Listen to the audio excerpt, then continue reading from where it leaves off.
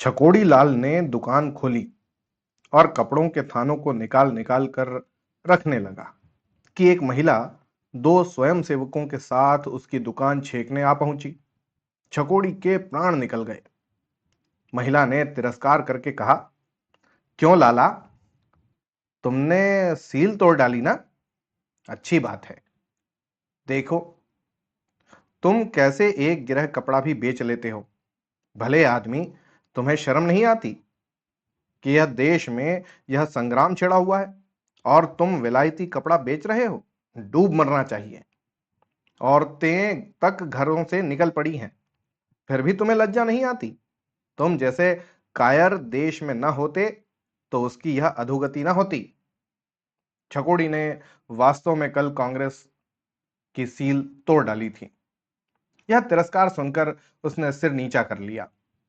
उसके पास कोई सफाई न थी, कोई जवाब न था। उसकी दुकान बहुत छोटी थी। लहने पर कपड़े लाकर बेचा करता था, यही जीविका थी। इसी पर वृद्धा माता, रोगिणी स्त्री और 5 बेटे बेटियों का निर्वाह होता था। जब स्वराज्य संग्राम छिड़ा और सभी बजाज विलायती कपड़ों पर मुहर लगवाने का लगे तो उसने भी मुहर लगवा ली। 10-5 थान स्वदेशी कपड़ों के उधार लाकर दुकान पर रख लिए, पर कपड़ों का मेल ना था, इसलिए बिक्री कम होती थी। कोई भूला भटका ग्राहक आ जाता तो रुपया 8 आने की बिक्री हो जाती। दिन भर दुकान में तपस्या सी करके पहर रात को घर लौट जाता था। गृहस्थी का खर्च इस बिक्री में क्या चलता। कुछ दिन कर्ज वर्ज लेकर काम चलाया, फिर गहने बेचने की नौबत आ गई। यहां तक कि अब घरों में कोई ऐसी चीज न बची जिससे 2-4 महीने पेट का भूत सिर से टल जाता। उधर स्त्री का रोग असाध्य होता जाता था। बिना किसी कुशल डॉक्टर को दिखाए काम न चल सकता था। इसी चिंता में डूब उतरा रहा था कि विलायती कपड़े का एक ग्राहक मिल गया जो एक मुश्त 10 रुपए का माल लेना चाहता था। इस प्रलोभन को वह रोक न सका। नमस्कार, आप सुन रहे हैं तावान। कहानी है प्रेमचंद की और स्वर है प्रवीण दीक्षित का। स्त्री ने सुना तो कानों पर हाथ रखकर बोली, मैं मुहर तोड़ने को कभी न कहूंगी। डॉक्टर तो कुछ अमृत पिला न देगा, तुम नक्कू क्यों बनो? बचना होगा बच जाऊंगी, मरना होगा मर जाऊंगी। बेआबरूई तो न होगी। मैं जीकर ही घर का क्या उपकार कर रही हूं और सबको दिक कर रही हूं। देश को स्वराज्य मिले, लोग सुखी हों, भला से मैं मर जाऊंगी। हजारों आदमी जेल जा रहे हैं, कितने घर तबाह हो गए, तो क्या सबसे ज्यादा प्यारी मेरी ही जान है? पर छकोड़ी इतना पक्का न था। अपना बस चलते वह स्त्री को भाग्य के भरोसे न छोड़ सकता था। उसने चुपके से मुहर तोड़ डाली और लागत के दामों 10 रुपए के कपड़े बेच लिए। अब डॉक्टर को कैसे ले जाए, स्त्री से क्या पर्दा रखता। उसने जाकर साफ साफ सारा वृत्तांत कह सुनाया और डॉक्टर को बुलाने चला। स्त्री ने उसका हाथ पकड़कर कहा, मुझे डॉक्टर की जरूरत नहीं। अगर तुमने जिद की तो मैं दवा की तरफ आंख भी न उठाऊंगी। छकोड़ी और उसकी मां ने रोगिणी को बहुत समझाया, पर वह डॉक्टर को बुलाने पर राजी न हुई। छकोड़ी ने 10 रुपए उठाकर घर कुइयां में फेंक दिए और बिना कुछ खाए पिए किस्मत को रोता झींकता दुकान पर चला आया। उसी वक्त पिकेट करने वाले आ पहुंचे और उसे फटकारना शुरू कर दिया। पड़ोस के दुकानदार ने कांग्रेस कमेटी में जाकर चुगली खाई थी। छकोड़ी ने महिला के लिए अंदर से लोहे की एक टूटी बेरंग कुर्सी निकाली और लपक कर उनके लिए पान लाया। जब वह पान खाकर कुर्सी पर बैठी तो उसने अपने अपराध के लिए क्षमा मांगी।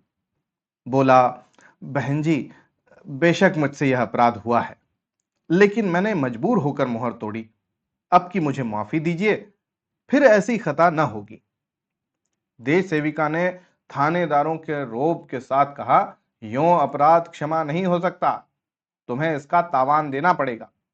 तुमने कांग्रेस के साथ विश्वासघात किया है और उसका तुम्हें दंड मिलेगा। आज ही बायकाट कमेटी में यह मामला पेश होगा। छकोड़ी बहुत ही विनीत, बहुत ही सहिष्णु था, लेकिन चिंताग्नि में तपकर उसका हृदय उस दशा को पहुंच गया था जब एक चोट भी चिंगारियां पैदा करती है। तिनक कर बोला, तावान तो मैं न दे सकता हूं, न दूंगा। हाँ, दुकान भले ही बंद कर दूं। और दुकान भी क्यों बंद करूं? अपना माल है, जिस जगह चाहूं बेच सकता हूं। अभी जाकर थाने में लिखा दूं तो बाईकाट कमेटी कमेटी को भागने की राह न मिले। जितना ही दबता हूं उतना ही आप लोग दबाती हैं। महिला ने सत्याग्रह शक्ति के प्रदर्शन का अवसर पाकर कहा, हां जरूर, पुलिस में रपट करो। मैं तो चाहती हूं तुम रपट करो। तुम उन लोगों को यह धमकी दे रहे हो जो तुम्हारे ही लिए अपने प्राणों का बलिदान कर रहे हैं। तुम अपने इतने स्वार्थांध हो गए हो कि अपने स्वार्थ के लिए देश का अनहित करते तुम्हें लज्जा नहीं आती। उस पर मुझे पुलिस की धमकी देते हो। बाईकाट कमेटी जाए या रहे, पर तुम्हें तावान देना पड़ेगा, अन्यथा दुकान बंद करनी पड़ेगी। यह कहते कहते महिला का चेहरा गर्व से तेजवान हो गया। कई आदमी जमा हो गए और सबके सब छकोड़ी को बुरा भला कहने लगे। छकोड़ी को भी मालूम हो गया कि पुलिस की धमकी देकर उसने बहुत बड़ा अविवेक किया है। लज्जा और अपमान से उसकी गर्दन झुक गई और मुंह जरा सा निकल आया। फिर उसने गर्दन नहीं उठाई। सारा दिन गुजर गया और धोले की बिक्री न हुई। आखिर हार कर उसने दुकान बंद कर दी और घर चला आया। दूसरे दिन प्रातः बाईकाट कमेटी ने एक स्वयंसेवक द्वारा उसे सूचना दे दी कि कमेटी ने उसे 101 का दंड दिया है। छकोड़ी इतना जानता था कि कांग्रेस की शक्ति के सामने वह सर्वथा अशक्त है। उसकी जुबान से जो धमकी निकल गई उस पर उसे घोर पश्चाताप हुआ, लेकिन तीर कमान से निकल चुका था। दुकान खोलना व्यर्थ था। वह जानता था कि उसकी धेले की भी बिक्री ना होगी। 101 रुपए देना उसके बूते से बाहर की बात थी। 2-3 दिन चुपचाप बैठा रहा। एक दिन रात को दुकान खोलकर सारी गांठें घर उठा लाया और चुपके चुपके बेचने लगा चला। पैसे की चीज धेले में लुटा रहा था और वह भी उधार। जीने के लिए कुछ आधार तो चाहिए।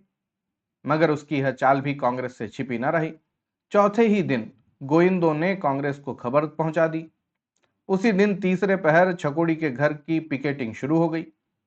अब की सिर्फ पिकेटिंग शुरू न थी, स्यापा भी था। 5-6 स्वयं सेविकाएं और इतने ही स्वयंसेवक द्वार द्वार पर स्यापा करने लगे। छकोड़ी आनंद आंगन में सिर झुकाए खड़ा था। कुछ अक्ल काम न करती थी। इस विपत्ति को कैसे टाले? रोगिणी स्त्री साइबान में लेटी हुई थी। वृद्धा माता उसके सिरहाने बैठी पंखा झल रही थी और बच्चे बाहर स्यापे का आनंद उठा रहे थे। स्त्री ने कहा, इन सबसे पूछते नहीं, खाएं क्या? छकोड़ी बोला, किससे पूछूं जब कोई सुने भी? जाकर कांग्रेस वालों से कहो हमारे लिए कुछ इंतजाम कर दे। हम अभी कपड़े को जला देंगे। ज्यादा नहीं, 25 रुपए महीना दे दें। वहां भी कोई ना सुनेगा। तुम जाओगे भी या यहीं से कानून बगाड़ने लगे? अरे क्या जाऊं, उल्टे और लोग हंसी उड़ाएंगे। यहां तो जिसने दुकान खोली उसे दुनिया लखपति ही समझने लगती है। तो खड़े खड़े ये गालियां सुनते रहोगे? तुम्हारे कहने से चला जाऊं, मगर वहां ठिठोली के सिवा और कुछ ना होगा। हाँ, मेरे कहने से जाओ। जब कोई ना सुनेगा तो हम भी कोई और राह लेंगे। छकोड़ी ने मुंह लटकाए कुर्ता पहना और इस तरह कांग्रेस दफ्तर चला जैसे कोई मरणासन्न रोगी को देखने के लिए वैद्य को बुलाने जाता है। कांग्रेस कमेटी के प्रधान ने परिचय के बाद पूछा, तुम्हारे ही ऊपर बाईकाट कमेटी ने 101 रुपए का तावान लगाया है? जी हाँ। तो रुपया कब दोगे? मुझ में तावान देने का सामर्थ्य नहीं है। आपसे मैं सत्य कहता हूं, मेरे घर में 2 दिन से चूल्हा नहीं जला। घर की जो जमा जथा थी वह सब बेच कर खा गया। अब आपने तावान लगा दिया, दुकान बंद करनी पड़ी। घर पर कुछ माल बेचने लगा, वहां स्यापा बैठ गया। अगर आपकी यही इच्छा हो कि हम सब दाने बगैर मर जाएं तो मार डालिए, और मुझे कुछ नहीं कहना है। छकुड़ी जो बात कहने घर से चला था वह उसके मुंह से निकल न सकी। उसने देख लिया कि यहां कोई उस पर विचार करने वाला नहीं है। प्रधान जी ने गंभीर भाव से कहा, तावान तो देना ही पड़ेगा। अगर तुम्हें छोड़ दूं तो इसी तरह और भी लोग करेंगे। फिर विलायती कपड़े की रोकथाम कैसे होगी? मैं आपसे जो कह रहा हूं उस पर आपको विश्वास नहीं आता। मैं जानता हूं तुम मालदार आदमी हो। अरे तो मेरे घर की तलाशी ले लीजिए, मैं इन चकमों में नहीं आता। चकोड़ी ने उद्दंड होकर कहा, तो यह कहिए कि आप देश सेवा नहीं कर रहे हैं, गरीबों का खून चूस रहे हैं। पुलिस वाले कानूनी पहलू से लेते हैं, आप गैर कानूनी पहलू से लेते हैं। नतीजा एक है, आप भी अपमान करते हैं, वह भी अपमान करते हैं। मैं कसम खा रहा हूं कि मेरे घर में खाने के लिए दाना नहीं है। मेरी स्त्री खाट पर पड़ी पड़ी मर रही है, फिर भी आपको विश्वास नहीं आता। आप मुझे कांग्रेस का काम करने के लिए नौकर रख लीजिए, 25 रुपए महीना दे दीजिएगा। इससे ज्यादा अपनी गरीबी का और क्या प्रमाण दूं? अगर मेरा काम संतोष के लायक ना हो तो 1 महीने के बाद मुझे निकाल दीजिएगा। यह समझ लीजिए कि जब मैं आपकी गुलामी करने को तैयार हुआ हूं तो इसीलिए कि कोई दूसरा आधार मेरे पास नहीं है। हम व्यापारी लोग अपना बस चलते किसी की चाकरी नहीं करते। जमाना बिगड़ा हुआ है, नहीं 101 रुपए के लिए इतना हाथ पांव न जोड़ता। प्रधान जी हंसकर बोले, यह तो तुमने नई चाल चली। रे चाल नहीं चल रहा हूं, अपनी विपत्ति कथा कह रहा हूं। कांग्रेस के पास इतने रुपए नहीं हैं कि वह मोटों को खिलाती फिरे। अब भी आप मुझे मोटा कहे जाएंगे? तुम मोटे हो ही, मुझ पर जरा भी दया न कीजिएगा। प्रधान ज्यादा गहराई से बोले, छकोड़ी लाल जी, मुझे पहले तो इसका विश्वास नहीं आता कि आपकी हालत इतनी खराब है, और अगर विश्वास आ भी जाए तो भी मैं कुछ नहीं कर सकता। इतने महान आंदोलन में कितने ही घर तबाह हुए और होंगे। हम लोग सभी तबाह हो रहे हैं। आप समझते हैं हमारे सिर कितनी बड़ी जिम्मेदारी है? आपका तावान मुआफ कर दिया जाए तो कल ही आपके बीसियों भाई अपनी मोहरें तोड़ डालेंगे और हम उन्हें किसी तरह कायल न कर सकेंगे। आप गरीब हैं, लेकिन आपके सभी भाई तो गरीब नहीं हैं। तब तो सभी अपनी गरीबी के प्रमाण देने लगेंगे। मैं किस किस की तलाशी लेता फिरूंगा? इसलिए जाइए, किसी तरह रुपए का प्रबंध कीजिए और दुकान खोलकर कारोबार कीजिए। ईश्वर चाहेगा तो वह दिन भी आएगा जब आपका नुकसान पूरा हो जाएगा। छकोड़ी घर पहुंचा तो अंधेरा हो गया था। अभी तक उसके द्वार पर स्यापा हो रहा था। घर में जाकर स्त्री से बोला, आखिर वही हुआ जो मैं कहता था। प्रधान जी को मेरी बातों पर विश्वास ही नहीं आया। स्त्री का मुरझाया हुआ बदन उत्तेजित हो उठा, उठ खड़ी हुई और बोली, अच्छी बात है, हम उन्हें विश्वास दिला देंगे। मैं अब कांग्रेस दफ्तर के सामने ही मरूंगी। मेरे बच्चे उसी दफ्तर के सामने विकल हो होकर तड़पेंगे। कांग्रेस हमारे साथ सत्याग्रह करती है तो हम भी उसके साथ सत्याग्रह करके दिखा दें। मैं इसी मरी हुई दशा में भी कांग्रेस को तोड़ डालूंगी। जो अभी इतने निर्दयी हैं, वह कुछ अधिकार हो जाने पर न्याय करेंगे। एक इक्का बुला लो, खाट की जरूरत नहीं। वहीं सड़क किनारे मेरी जान निकलेगी। जनता ही के बल पर तो वह कूद रहे हैं। मैं दिखा दूंगी जनता तुम्हारे साथ नहीं, मेरे साथ है। इस अग्निकुंड के सामने छकोड़ी की गर्मी शांत हो गई। कांग्रेस के साथ इस रूप में सत्याग्रह करने की कल्पना ही से वह कांप उठा। सारे शहर में हलचल पड़ जाएगी। हजारों आदमी आकर यह दशा देखेंगे। संभव है कोई हंगामा ही हो जाए। यह सभी बातें इतनी भयंकर थीं कि छकोड़ी का मन कातर हो गया। उसने स्त्री को शांत करने की चेष्टा करते हुए कहा, इस तरह चलना उचित नहीं है अम्बे। मैं एक बार प्रधान जी से फिर मिलूंगा। अब रात हुई, स्यापा भी बंद हो जाएगा। कल देखी जाएगी। अभी तो तुमने पथ्य भी नहीं लिया। प्रधान जी बेचारे बड़े असमंजस में पड़े हुए हैं। कहते हैं अगर आपके साथ रियायत करूं तो फिर कोई शासन ही ना रह जाएगा। मोटे मोटे आदमी भी मोहरें तोड़ डालेंगे और जब कुछ कहा जाएगा तो आपकी तरह नजीर पेश कर देंगे। अंबा एक क्षण अनिश्चित दशा में खड़ी छकोड़ी का मुंह देखती रही, फिर धीरे से खाट पर बैठ गई। उसकी उत्तेजना गहरे विचार में लीन हो गई।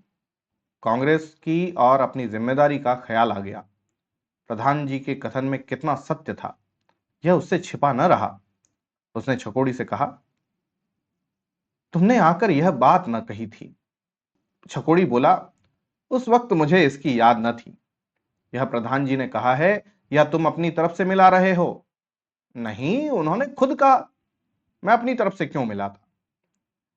बात तो उन्होंने ठीक ही कही। हम तो मिट जाएंगे। अरे हम तो यूं ही मिटे हुए हैं। तो अब रुपए कहां से आवेंगे? भोजन के लिए तो ठिकाना ही नहीं, दंड कहां से दें? और कुछ नहीं, घर तो है, इसे रहन रख दो। और अब विलायती कपड़े भूल कर भी मत बेचना, सड़ जाएं कोई परवाह नहीं।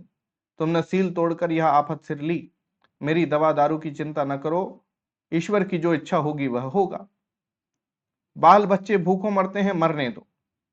देश में करोड़ों आदमी ऐसे हैं जिनकी दशा हमारी दशा से भी खराब है। हम ना रहेंगे, देश तो सुखी होगा।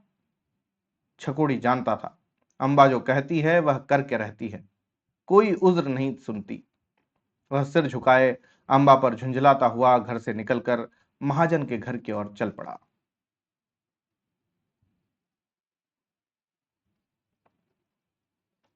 तो ये थी आज की कहानी, तावान। आपको कहानी कैसी लगी मुझे जरूर लिखिएगा। कमेंट के जरिए अपने विचार मुझ तक प्रकट कीजिएगा और साथ ही साथ अपने मित्रों तक भी इसे शेयर करिएगा।